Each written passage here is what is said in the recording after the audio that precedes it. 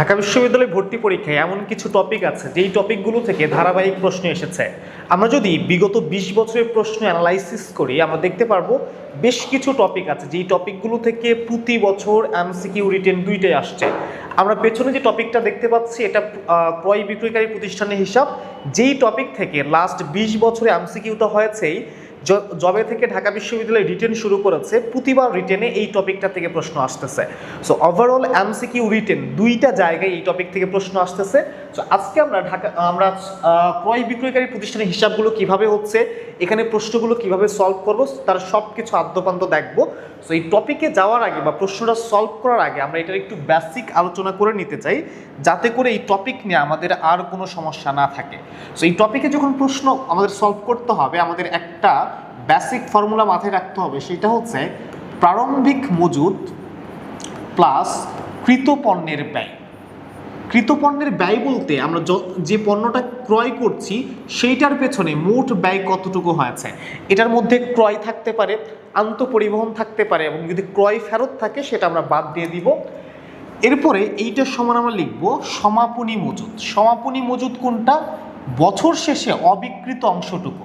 আমরা সারা বছর ধরে যে পরিমাণ কিনি, কেনার পরে বিক্রি করি, বিক্রি করার পরে যে অংশটুকু অবশিষ্ট থাকে সেটাকে আমরা বলি সমাপনী মজুদ। এইটার সাথে প্লাস আকারে লিখবো আমরা বিক্রিত পণ্যের ব্যয়। বিক্রিত পণ্যের ব্যয়। বিক্রিত পণ্যের ব্যয়টা আসলে কি? বিক্রিত পণ্যের ব্যয় হচ্ছে আমরা যতটুকু পণ্য বিক্রয় করি ওই বিক্রিত পণ্যের ব্যয়টুকু। ধরো আমরা 1000 পণ্য কিনে এনেছি, আমার কাছে টোটাল 1000 পণ্য ছিল, এই 1000 পণ্যের মধ্যে আমি 800 পণ্য বিক্রি করেছি। তাহলে বিক্রিত পণ্যের ব্যয় কিন্তু এই 1000টা না, যতটুকু পণ্য বিক্রয় করেছি তার পেছনের ব্যয়টুকুই হচ্ছে আমার জন্য বিক্রিত পণ্যের ব্যয়। সো এখান থেকে আমরা আরেকটা জিনিস মাথায় রাখবো, সেটা হচ্ছে প্রারম্ভিক মজুদ এবং কৃত পণ্যের ব্যয়। এই দুইটা যোগ করলে আমরা কি পাই? এই দুইটা যোগ করলে আমরা পাবো বিক্রয়যোগ্য পণ্যের ব্যয়। বিক্রয়যোগ্য পণ্যের ব্যয়। সেমভাবে আমরা যদি সমাপনী মজুদ এবং বিক্রিত পণ্যের ব্যয় এইটাও যোগ করি, এক্ষেত্রে আমরা পাবো হচ্ছে বিক্রয়যোগ্য পণ্যের ব্যয়। সো আমাদের প্রশ্নগুলোতে অনেক সময় বিক্রয়যোগ্য পণ্যের ব্যয় বের করতে দিবে। সো বিক্রয়যোগ্য পণ্যের ব্যয় বের করতে দিলে আমরা দুইভাবেই বের করতে পারবো। সো এখন কখন কোনটা ইউজ করতে হবে সেটা ডিপেন্ড করতেছে প্রশ্নটা কিভাবে সেট করা হয়েছে, প্রশ্নের ডিমান্ড অনুসারে। প্রশ্নে যদি প্রারম্ভিক মজুদ এবং কৃতপণ্য সংক্রান্ত তথ্য থাকে তাহলে এই পাশের বাম সাইডের ফর্মুলাটা আমরা ইউজ করে বের করতে পারবো। আর যদি সমাপনী মজুদ বিক্রিত পণ্যের ব্যয় সংক্রান্ত তথ্য থাকে তাহলে আমরা এই পাশের ফর্মুলাটা ব্যবহার করে আমরা সলভ করতে পারবো। আবার এখান থেকে আরো অনেক কিছু বের করা যায়। এখানে আমাদের মোট 4টা উপাদান আছে, এই 4টার মধ্যে যে কোনো 3টা যদি দেয়, যদি আমাকে সমাপনী মজুদ বের করতে বলে, আমাকে যদি প্রারম্ভিক মজুদ দিয়ে দেয়, কৃতপণ্যের ব্যয় দিয়ে দেয়, বিক্রিত পণ্যের ব্যয় দিয়ে দেয়, তাহলে আমরা জাস্ট প্লাসটা এই পাশে এসে মাইনাস করব, যোগ বিয়োগ করলেই কিন্তু রেজাল্টটা বের হবে। সো যার কারণে এই সূত্রটাকে আমরা খুবই গুরুত্বপূর্ণ মনে করছি এবং খুব গুরুত্ব সহকারে মনে রাখবো। এই একটা সূত্র যা ভালোভাবে বুঝলে এই চ্যাপ্টারের মোটামুটি 80% কাভার হয়ে যাবে। সো এবার আমরা প্রশ্নে যাই, দেখি প্রশ্ন কি বলছে। সো আমরা এখানে প্রশ্নে চলে এসেছি। সো প্রশ্নের রিকোয়ারমেন্ট যদি আমরা দেখি, প্রশ্নের রিকোয়ারমেন্ট হচ্ছে এখানে বিক্রয়যোগ্য পণ্যের ব্যয়। সো বিক্রয়যোগ্য পণ্যের ব্যয়ের ক্ষেত্রে আমরা একটু আগে আলোচনা করেছি যে আমরা দুইভাবে বের করতে পারবো, প্রারম্ভিক মজুদ প্লাস কৃতপণ্যের ব্যয় অথবা সমাপনী মজুদ প্লাস বিক্রিত পণ্যের ব্যয়। কখন কোনটা ইউজ করব এটা নির্ভর করছে প্রশ্নের ডিমান্ডের উপর, প্রশ্ন কিভাবে সাজানো হয়েছে। সো আমরা যদি এই প্রশ্নে দেখি প্রারম্ভিক মজুদ আছে, প্রারম্ভিক মজুদ আছে, সমাপনী মজুদ আছে, বিক্রিত পণ্যের ব্যয় আছে, তাহলে আমরা যদি এখানে বাম সাইডে প্রারম্ভিক মজুদ এবং কৃত পণ্যের ব্যয় দিয়ে বের করতে চাই আমরা পারবো না। কেন পারবো না? কারণ এখানে ক্রয় সংক্রান্ত কোনো ব্যয় নাই। আমার আছে প্রারম্ভিক মজুদ ঠিকই আছে, কিন্তু এইটার সাথে আমাকে ক্রয় বা কৃত পণ্যের ব্যয়টা লাগবে, যেটা এখানে মিসিং। আমাদের অপর সাইডে ছিল সমাপনী মজুদ প্লাস বিক্রিত পণ্যের ব্যয়, এই দুইটা ইনফরমেশন ছিল।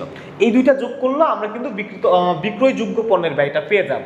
তাহলে সমাপনী মজুদ কত আছে এখানে? সমাপনী মজুদ হচ্ছে 30,000 আর বিক্রিত পণ্যের ব্যয় আছে 70,000। তাহলে এই 30 এবং 70,000 এই দুইটা যোগ করলেই কিন্তু আমরা বিক্রয়যোগ্য পণ্যের ব্যয়টা পেয়ে যাব। তাহলে বিক্রয়যোগ্য পণ্যের ব্যয় এখানে আমরা পাচ্ছি কত? 1 লাখ। এবং এটা কিভাবে বের করলাম? ডান সাইডে যে ফর্মুলাটা ছিল সেটা। আবার অনেক সময় বাম সাইডের ফর্মুলাটা ইউজ করতে হবে, সেটা নির্ভর করছে প্রশ্ন কিভাবে সেট করা আছে। নেক্সট কোশ্চেন আমরা দেখি যে এখানে আমরা দেখছি প্রারম্ভিক মজুদ মাল আছে, ক্রয় ফেরত আছে, বিক্রয় আছে এবং ক্রয় মূল্যের উপর মুনাফার হার 25% আছে। সো আগেরটার চেয়ে এটা একটু জটিল। আগেরটা আমরা যেভাবে খুব সহজে বের করতে পেরেছিলাম, এটা আর একটু ভেবে চিন্তে বের করতে হবে। সো এটাও বের করা যাবে এই ফর্মুলাতে। এখানে দেখো আমাদের সমাপনী মজুদ বের করতে বলছে। সো সমাপনী মজুদ যদি আমরা বের করতে চাই, সমাপনী মজুদ বের করার জন্য আমাকে কি ফলো করতে হবে? আমাকে প্রারম্ভিক মজুদ এবং কৃত পণ্যের ব্যয় এটা যোগ থাকবে। জাস্ট আমি যদি এই যে বিক্রিত পণ্যের ব্যয়টা এই পাশে প্লাস আছে এটাকে এই পাশে নিয়ে আসে মাইনাস করে দিই, তাহলেই কিন্তু সমাপনী মজুদ পণ্যের ব্যয়টা বের হবে। তাহলে আমরা চেষ্টা করি, দেখি আমরা এই ফর্মুলা দিয়ে এখানে বের করতে পারি কিনা। আমরা লিখি যে আমাদের যে প্রারম্ভিক মজুদ প্লাস কৃত পণ্যের ব্যয়, আর ওই পাশের সমাপনী মজুদটা এই পাশে এসে প্লাস হবে, মাইনাস হবে। আচ্ছা, এটা আপাতত এভাবেই থাক। আমরা যেভাবে সূত্রটা ছিল সেভাবেই লিখি, সমাপনী মজুদ প্লাস বিক্রিত পণ্যের ব্যয়। আমরা প্রশ্ন থেকে ইনফরমেশনগুলো আগে নেওয়ার চেষ্টা করি। আমাদের প্রশ্নে প্রারম্ভিক মজুদ আছে 1,60,000 টাকা, আমরা লিখে ফেলি 1,60,000 টাকা। কৃত পণ্যের ব্যয় মানে হচ্ছে ক্রয় এবং ক্রয়ের সাথে আনুষঙ্গিক খরচ, যদি ক্রয় ফেরত থাকে সেটা বাদ দিব। তাহলে আমাদের ক্রয় আছে 86,000 টাকা এবং ক্রয় ফেরত আছে 4,000 টাকা, তাহলে এইটা আমাদের ক্রয় থেকে বাদ যাবে। তাহলে এখানে আমরা পাবো 82,000 টাকা। এরপরে সমাপনী মজুদ বের করতে বলেছে, সো আমরা এটা বের করব। আমার লাগবে বিক্রিত পণ্যের ব্যয়, কিন্তু এখানে যে সমস্যাটা আছে সেটা হচ্ছে আমাকে বিক্রিত পণ্যের ব্যয়টা দেওয়া নাই। আমার বিক্রিত পণ্যের ব্যয় দেওয়া নাই, এর পরিবর্তে বিক্রয় দেওয়া আছে। তাহলে আমি কি বিক্রিত পণ্যের পরিবর্তে সরাসরি এখানে বিক্রয়টা ব্যবহার করতে পারবো? বিক্রয় ব্যবহার করা যাবে না। সো এই বিক্রয় থেকে বিক্রিত পণ্যের ব্যয়টা বের করে আনতে হবে। কিভাবে? দেখো, এখানে মুনাফার হার আছে ক্রয় মূল্যের উপর 25%। ক্রয় মূল্যের উপর 25%। আমরা মুনাফার হারের একটা টেকনিক শিখব, সো যেটা আমাদের কাজে লাগবে।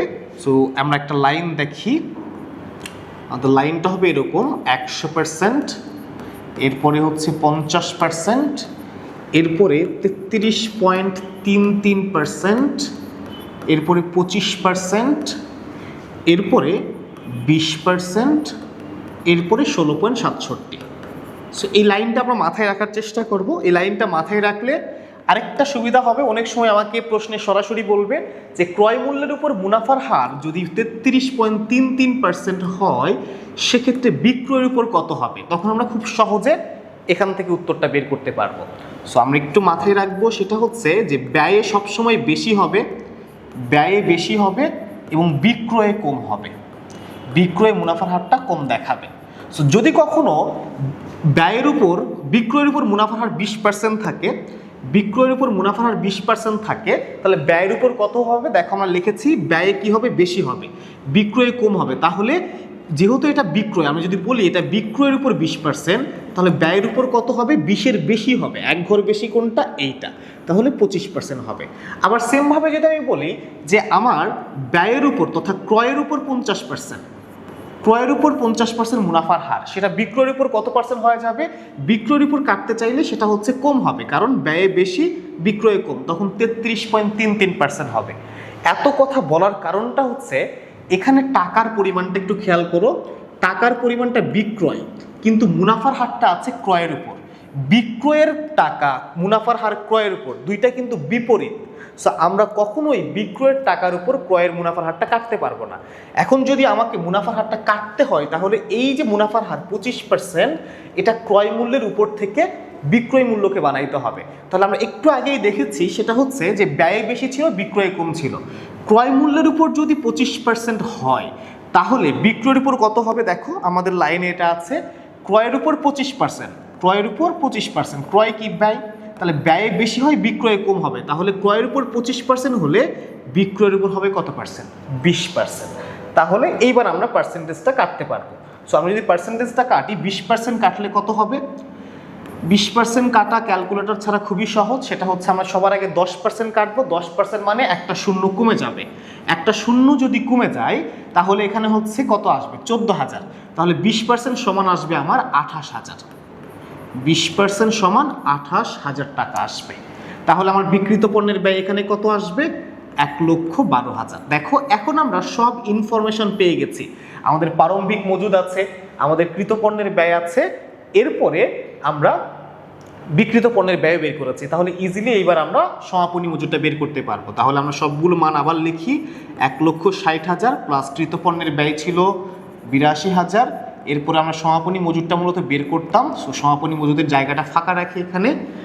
এরপরে বিক্রিত পণ্যের ব্যয় পেয়ে গেছি আমরা 1,12,000। আমরা যদি এখন জাস্ট যোগটা এই পাশে নিয়ে এসে বিয়োগ করে দিই তাহলেই কিন্তু আমাদের উত্তরটা চলে আসবে, 1,60,000 প্লাস 82 মাইনাস 1,12,000। এইটা যদি আমরা সলভ করি আমরা কিন্তু উত্তর পেয়ে যাব। আমাদের উত্তর আসবে 1,30,000 টাকা।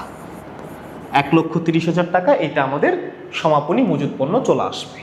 সো এই প্রশ্নটা বিগত যত বছরের কোশ্চেন আসছিল সেগুলোর মধ্যে একটু টাফ ছিল, কারণ এখানে কয়েকটা স্টেপ ছিল, মুনাফার হারটা ভিন্ন ছিল, মুনাফার হারটা আমাদের নিয়ে আসতে হলো।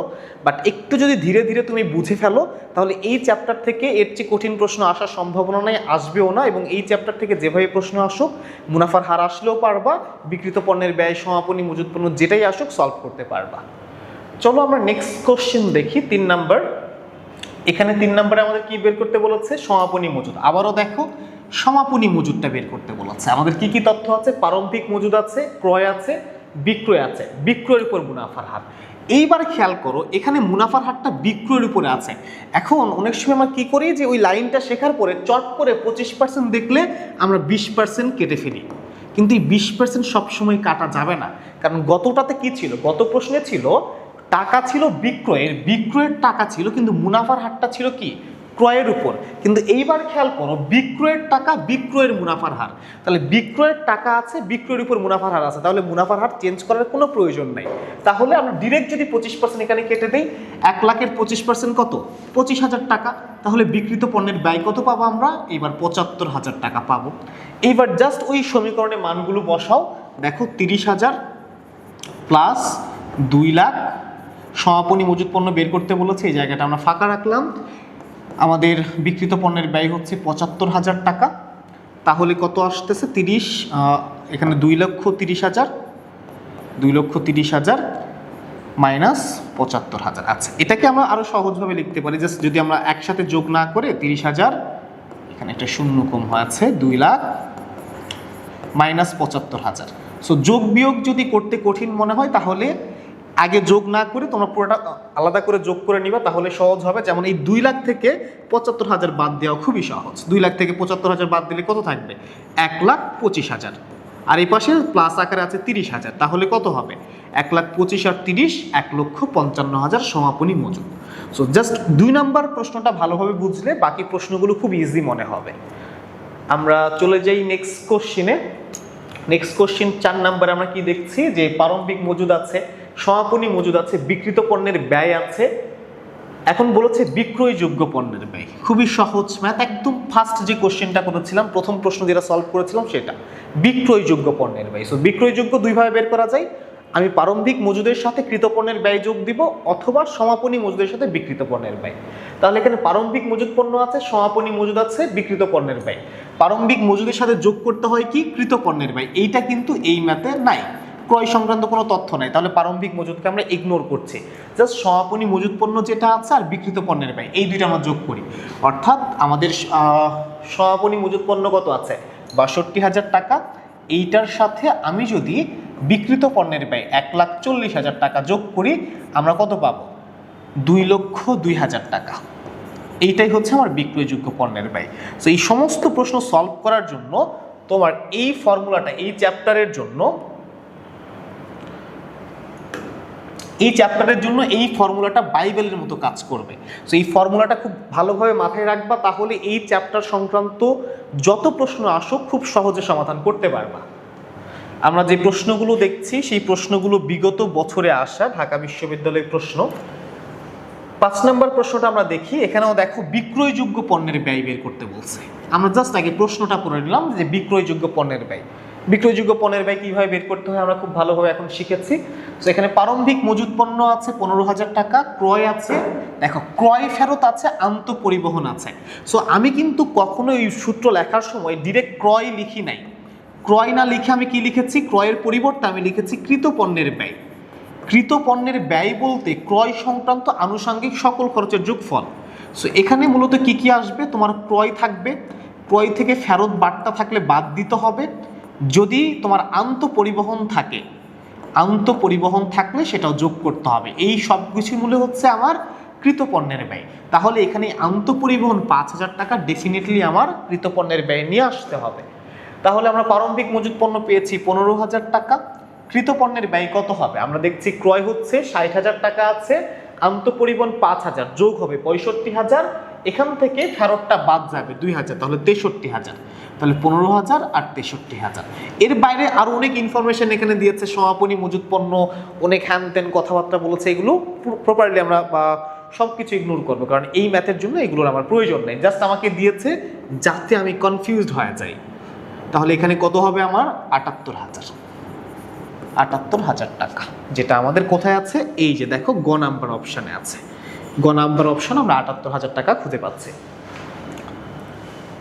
চলো এরপরে আমরা 6 নাম্বারটা দেখি। সো দেখো এখন প্রশ্নগুলো কিন্তু আমরা খুব দ্রুত সলভ করতে পারছি। 2 নাম্বার প্রশ্ন, প্রথম প্রশ্ন আমরা একটু সময় নিয়েছি যাতে করে বেসিকটা তোমার ক্লিয়ার হয়, পরবর্তীতে এখন আমাদের সময় কম লাগছে। প্রথম প্রশ্ন হয়তো আমরা 3 মিনিট নিয়েছি, দ্বিতীয়টাতে 5 মিনিট নিয়েছি, কিন্তু এখন কিন্তু আমাদের 30 সেকেন্ডের মধ্যে সমাধান হয়ে যাচ্ছে, জাস্ট আমরা দেখবো আর সলভ করবো।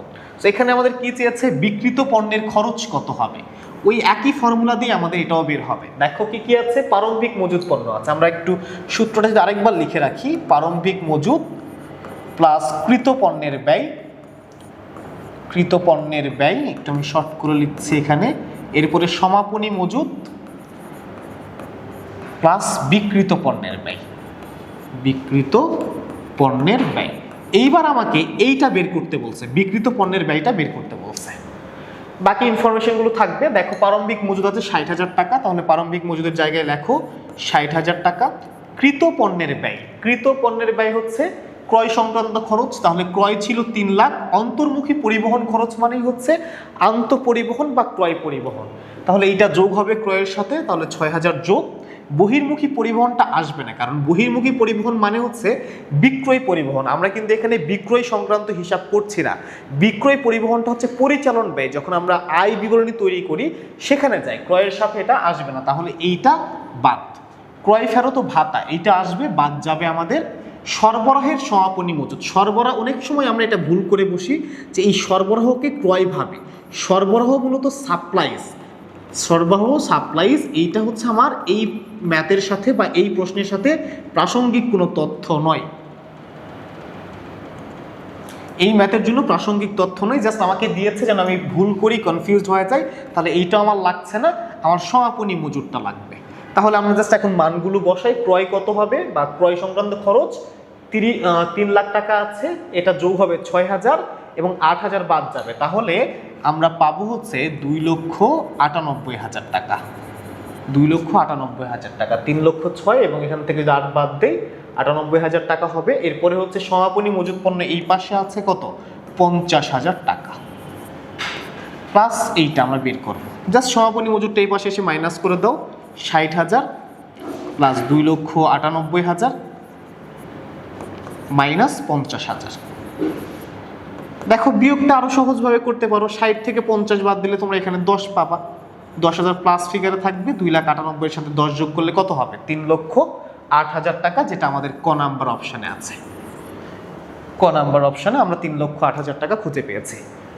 আমরা নেক্সট কোশ্চেন দেখি, আমরা যত প্রশ্নই এখন পাবো সবগুলো এখন খুব দ্রুত সলভ হবে, আর কোনো সমস্যা হবে না।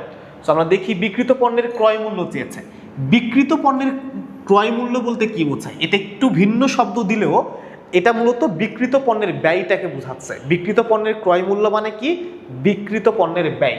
তাহলে সেম ভাবে সেম ফর্মুলাতে আমরা এটা ইনপুট দিব মানগুলো।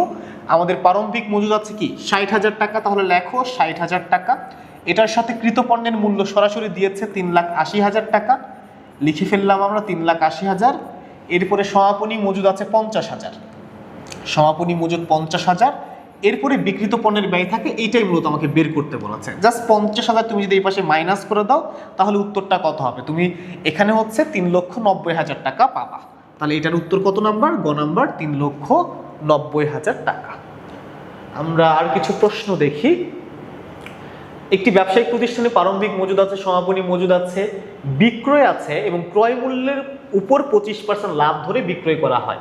এইবার দেখো ক্রয় চেয়েছে, ক্রয় বলতে কৃত পণ্যের ব্যয়টা চেয়েছে, যে আমরা এতক্ষণ প্রারম্ভিক মজুদ, এরপর হচ্ছে কৃত পণ্যের ব্যয়, কৃত পণ্যের ব্যয়, এরপরে সমাপনী মজুদ, এরপরে আমরা দেখেছিলাম সমাপনী মজুদ প্লাস বিক্রিত পণ্যের ব্যয়। এই ফর্মুলা থেকে আমরা বিক্রয়যোগ্য পণ্যের ব্যয়টা বের করলাম, আমরা সমাপনী মজুদ বের করলাম, বিক্রিত পণ্যের ব্যয় বের করলাম। এইবার আমাকে বলছে যে তুমি কৃত পণ্যের ব্যয়টা বের করে দেখাও। আমাকে সব ইনফরমেশন দিয়েছে, দিয়ে বলতেছে কৃত পণ্যের ব্যয়। আগের মতোই সব জাস্ট মানগুলো বসাই দিয়ে জাস্ট যোগ বিয়োগ করে দিলে উত্তরটা চলে আসবে। তাহলে আমরা মানগুলো বসাই। প্রারম্ভিক মজুদ কত হাজার আছে? প্রারম্ভিক মজুদ আছে দেখো 23,000, এই জায়গাটা আমরা ফাঁকা রাখি। সমাপনী মজুদ কত টাকা আছে? 27,000 টাকা আছে, 27,000 আছে। বিক্রিত পণ্যের ব্যয় সরাসরি দেওয়া নাই, কিন্তু বিক্রয় দেওয়া আছে, মুনাফার হার দেওয়া আছে। বিক্রয় কত দেওয়া আছে? বিক্রয় দেওয়া আছে হচ্ছে আমার 1,60,000 টাকা, 1,60,000 টাকা বিক্রয় দেওয়া আছে। ক্রয় মূল্যের উপর মুনাফার হার আছে 25%। দেখো টাকাটা কিসের? টাকাটা বিক্রয়ের, মুনাফার হারটা ক্রয়ের। আমরা কি সরাসরি পার্সেন্টেজ কাটতে পারবো? পারবো না। যখন ভিন্ন ভিন্ন থাকবে, টাকা বিক্রয়ের তোমার মুনাফার হার ক্রয়ের, কিংবা টাকা ক্রয়ের মুনাফার হার বিক্রয়ের, তখন সরাসরি পার্সেন্টেজ কাটা যাবে না, ওই লাইনটা থেকে পার্সেন্টেজ ধরে আনতে হবে। এখানে ক্রয়ের উপর 25% আছে। আমরা কি পড়েছিলাম? ব্যয়ে বেশি হয়, ব্যয়ে বেশি বিক্রয় কম, তাহলে বিক্রয় মুনাফার হারটা 25%-এর চেয়ে কম হবে। ওই লাইনে 25%-এর চেয়ে কম কতটুকু ছিল?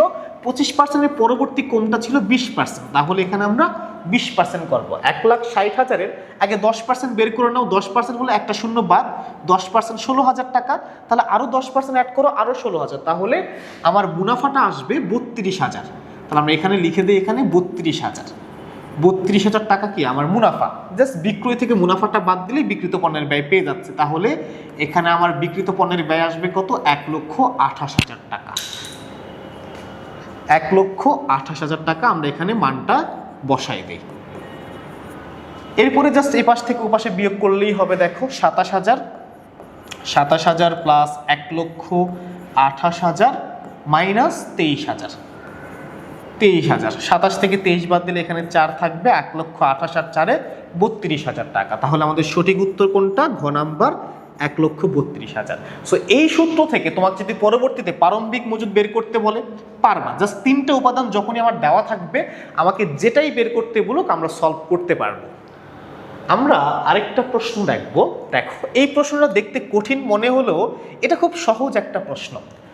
এটা খুব সহজ বলার কারণ হচ্ছে, আমরা যখন ইন্টারমিডিয়েটে আয় বিবরণী করতাম, আয় বিবরণীতে আমরা কি করতাম?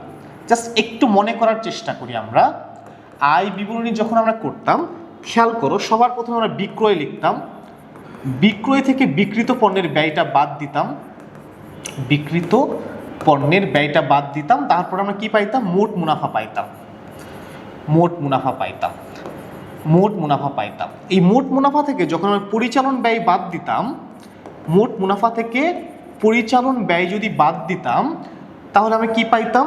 নিট মুনাফা পাইতাম। এইটা কিন্তু আমরা ছক আকারে করে আসছি। এখন এই জিনিসটাকে যদি আমি সমীকরণ আকারে লেখার চেষ্টা করি, তাহলে মোট মুনাফা থেকে আমরা কিভাবে লিখতে পারি? আমি যদি সমীকরণ আকারে লেখার চেষ্টা করি, সেটা হচ্ছে যে মোট মুনাফা মাইনাস পরিচালন ব্যয়, পরিচালন ব্যয়। যদি মোট মুনাফা থেকে পরিচালন ব্যয় বাদ দেই, তাহলে আমরা কি পাবো? নিট মুনাফা। দেখো এই প্রশ্নে বলেছে কি? পরিচালন খরচের পরিমাণটা বের করতে বলেছে। আমরা এই সূত্রটাকে আরেকটু সাজাই। দেখো মোট মুনাফা এখানে আছে, মোট মুনাফা, মোট মুনাফা। এই মাইনাস পরিচালন ব্যয়টা সমানের ওই পাশে গেলে কি হবে? প্লাস হবে। আর নিট মুনাফাটা এখানে প্লাস আছে, সমানের এই পাশে আসলে কি হবে? মাইনাস হবে। তাহলে মোট মুনাফা থেকে যদি আমি নিট মুনাফাটা বাদ দিই, মোট মুনাফা মাইনাস নিট মুনাফা, তাহলে এখানে আমরা কি পাবো? এখানে আমরা পাবো পরিচালন ব্যয়টা, পরিচালন ব্যয়টা এখানে আমরা পাবো। তাহলে পরিচালন ব্যয় বের করতে হলে আমাকে কি করতে হচ্ছে? আমরা মোট মুনাফা থেকে নিট মুনাফা বাদ দিচ্ছি। এখানে খেয়াল করো, মোট মুনাফার টাকাও দেওয়া নেই, নিট মুনাফার টাকাও দেওয়া নেই, কিন্তু হার দেওয়া আছে। মোট মুনাফার হার কত পার্সেন্ট দেওয়া আছে? মোট মুনাফার হার দেওয়া আছে আমার 40%। নিট মুনাফার হার দেওয়া আছে কত?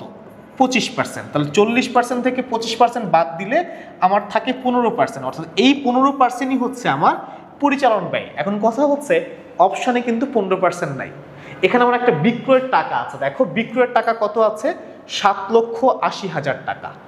7,80,000 টাকা। এই 7,80,000-এর উপর জাস্ট 15% করে দাও, তোমার উত্তরটা চলে আসবে। তাহলে আমরা কি করলাম, সবার প্রথমে পরিচালন খরচের অংশ কতটুকু সেটা বের করে নিলাম। কিভাবে, মোট মুনাফা মাইনাস নেট মুনাফা 15% আসছে। এইবার এই 15% আমরা কি করব, বিক্রয়ের উপর মাল্টিপ্লাই করব। বিক্রয় কত, 7,80,000। আগে 10% বের করে নাও, 10% মানে একটা শূন্য কম, তাহলে হবে কত, 78,000 টাকা। 10% যদি 78,000 হয়, 10% অর্ধেক তো 5%, 5% কত হবে, 5% হবে 39,000 টাকা। জাস্ট এখন যোগ করে দাও, 9-8 17 7 7 3 10 আর 1 11, তাহলে 1,17,000 টাকা। এই যে দেখো খ নাম্বারে দেখাচ্ছে। এই হচ্ছে আমাদের আজকের টোটাল আলোচনা। আজকে আমরা ক্রয় বিক্রয়কারী প্রতিষ্ঠানের যত ধরনের ম্যাথ আসতে পারে সবগুলোই শিখেছি। ইনশাআল্লাহ তোমাদের সাথে পরবর্তী ভিডিওতে আবারও এরকম টপিক নিয়ে দেখা হবে, কথা হবে। সবাই ভালো থেকো, আল্লাহ হাফেজ।